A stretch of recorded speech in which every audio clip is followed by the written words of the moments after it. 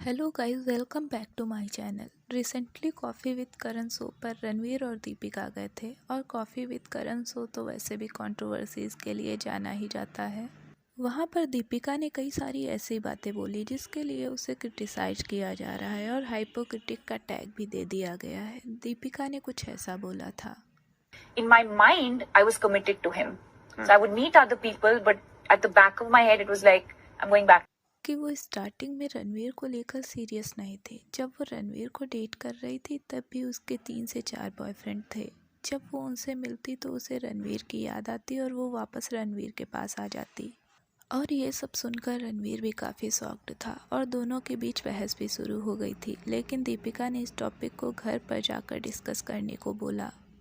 अब आप ये क्लिप देखिए। Would be unfair to me or to the other person or to the relationship itself. I think I'm not someone who's been frivolous in relationships. I take my relationships very seriously, and when I'm in one, I'd like to give it 100%. ये दोनों दीपिका के द्वारा ही बोली गई बातें हैं, but दोनों ही एकदम डिफरेंट हैं। And now people are continuous trolling हर।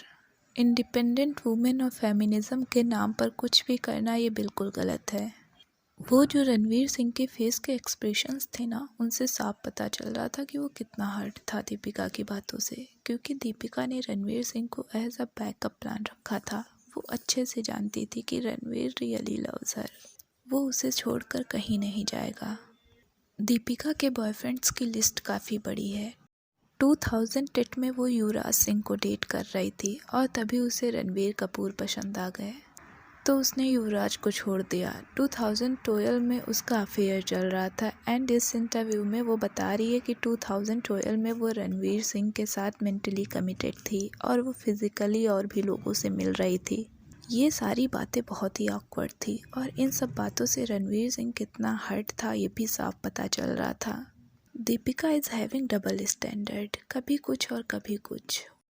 और हम ऐसे लोगों को अपना आइडल मान लेते हैं जिनसे हमें ये सीखने को मिल रहा है कि अगर पहले ही किसी के साथ कमिटेड हो तब भी 3-4 लोगों से मिलना नॉर्मल है।